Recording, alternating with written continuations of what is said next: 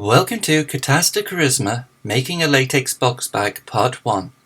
This collection of videos accompany a pattern for the bag with fully detailed illustrated step-by-step instructions. The videos serve only as a visual reference to clarify various procedures and techniques found within the pattern. To begin, we need to assemble our pattern. Trim off the right-hand side unprinted margin of sheet A1, overlay upon sheet A2 up to the overlap margin and tape together. Do the same for sheets B1 and 2. Trim off the top unprinted margin of sheets B1 and 2 and overlay across sheets A1 and 2 up to the overlap margin and tape together.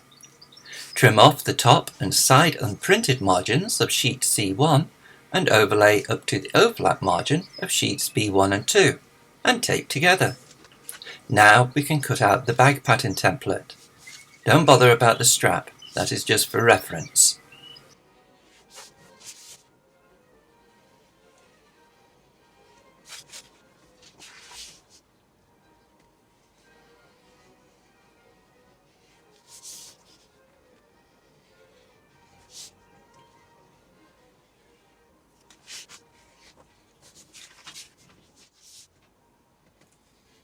In the next stage I am going to use the pattern template to mark around upon rubber sheeting and cut out, to start the process of constructing the bag. But before I do, I want to show how we can laminate further sheets together to produce thicker and so more rigid sheets of rubber, and alter the sheeting's colour, and have double-sided colour sheeting. In the case here, I am going to laminate a 0.4mm yellow rubber sheeting to a 0.92mm black rubber sheeting. I'm going to bond the undersides of both sheets together to leave the laminated sheeting with two face sides. First of all, I use the pattern template to help me mark out a rectangle upon the underside of the thicker black sheeting. The size of the rectangle is 2 cm larger all around than the pattern template. Using a 70% glue to 30% solvent mix, I pour a little onto a plate and using an offcut of sponge, apply glue across the entire area of the rectangle.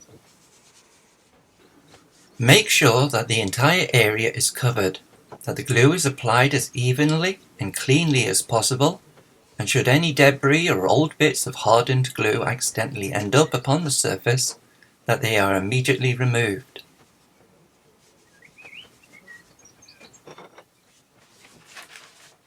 Once the area is covered, I then place it to one side and allow it to dry. I now do the exact same thing for the yellow sheeting.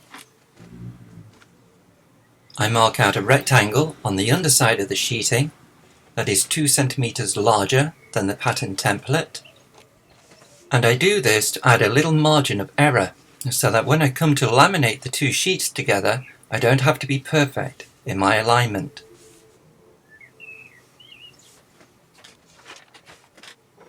After marking out the rectangle, I then apply glue across the entire surface area.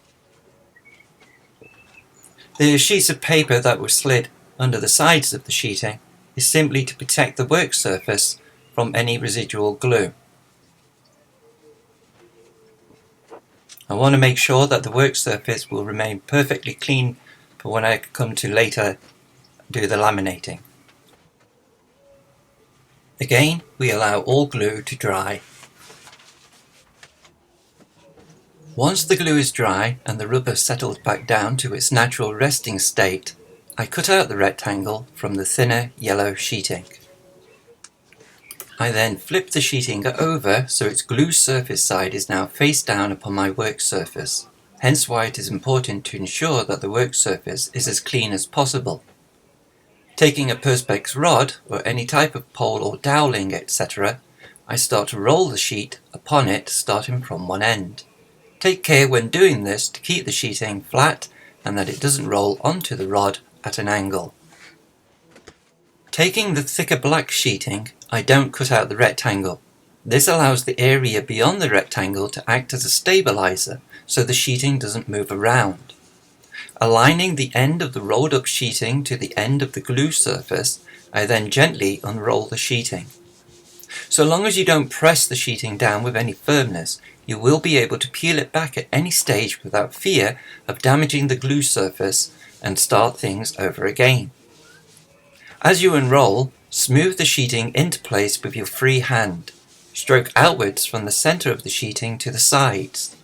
This helps remove any air from under the work.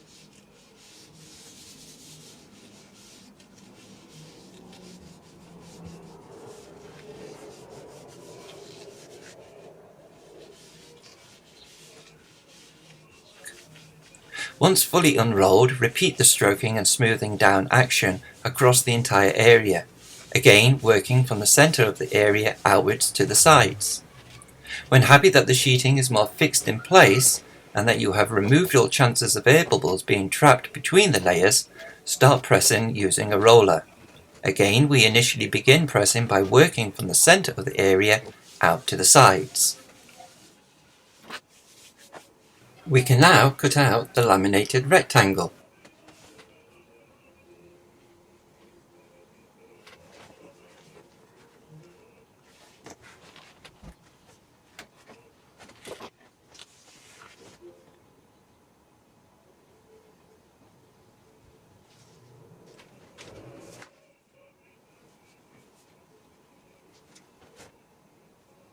I then like to give a second pressing to the opposite side and to clean the surface down using a conditioner.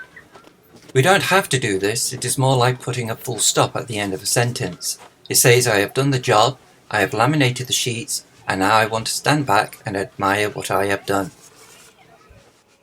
What a beautiful piece of rubber! Now that I have the type of sheeting I want, that is, of the rigidity I desire, has two smooth face sides to it, and two alternative colours, I can now get on with the job of making the box bag. Placing the pattern templates upon the sheeting and weighing it down so it doesn't slip about, I mark around its edges. In this case I'm marking upon the black side using a white gel pen. If I had opted for the yellow side, I might use a 7B pencil. It doesn't matter which side of the rubber you mark out the pattern upon. After marking around, I then cut out the shape.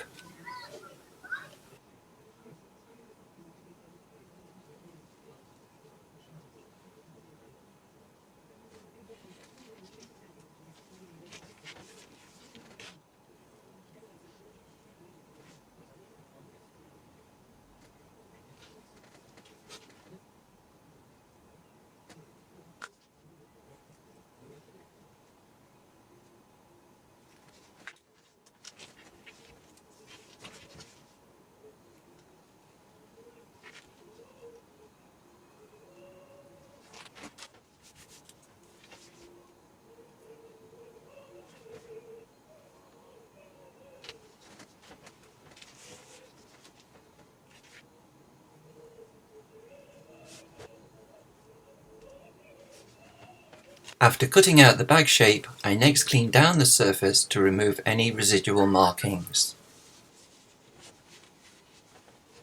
At this stage, I then like to reassure myself as to how the cut-out shape of rubber will fold in upon itself to take on the shape of the bag.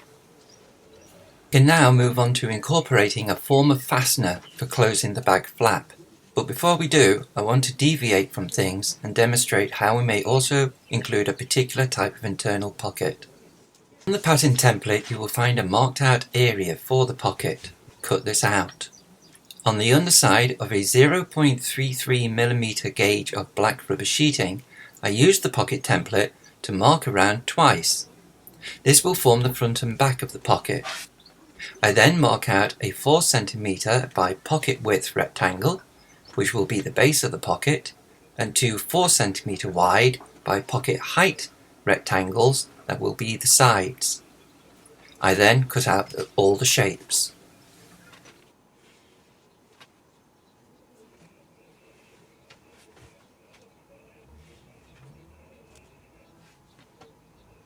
This is going to be a box pocket that will be able to hold objects that have some depth to them.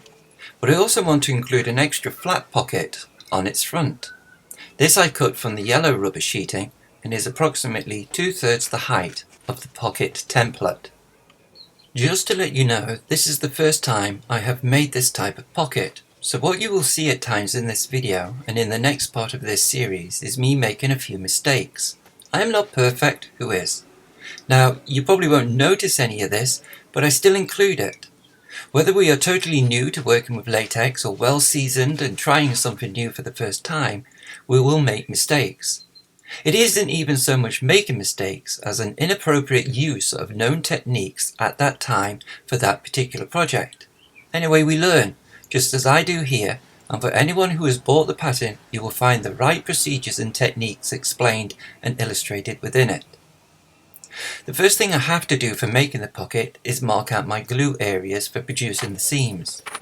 Now this won't be like ordinary glued seams. It will be a lot closer to typical seam making for traditional sewing, in which the project is made outside in and then finally turned inside out to reveal the finished item.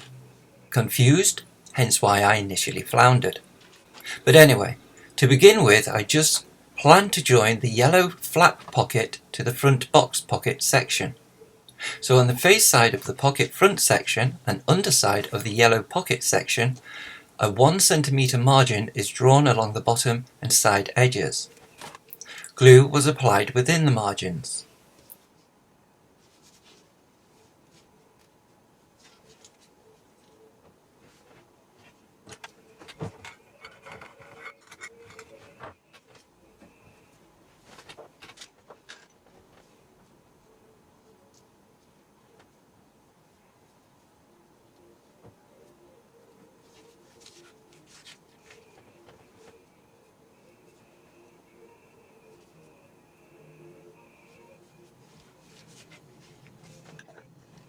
While waiting for the glue to dry, I then marked out 1 cm margins on the face sides of the side pocket sections along the bottom and side edges, and for the bottom section along all 4 edges, and then applied glue.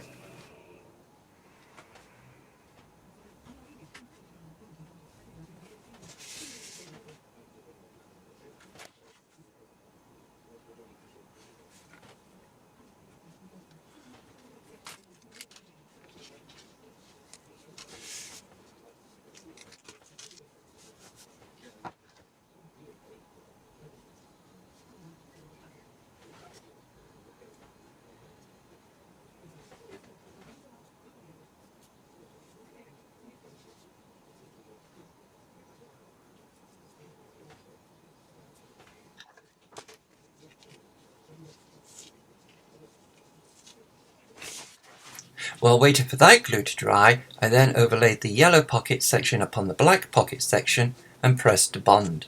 I then drew more 1 cm margins along the sides and bottom edges.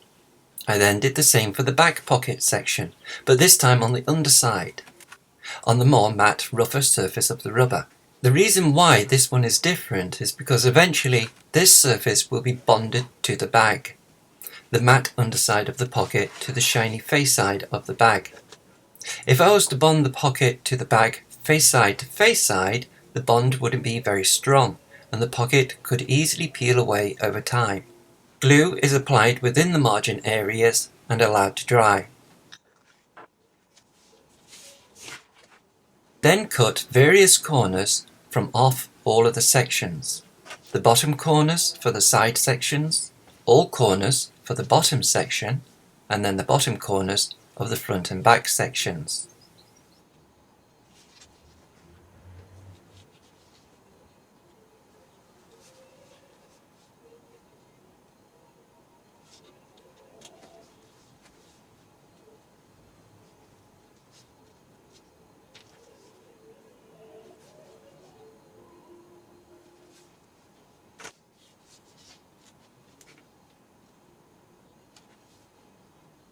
That's it for part 1.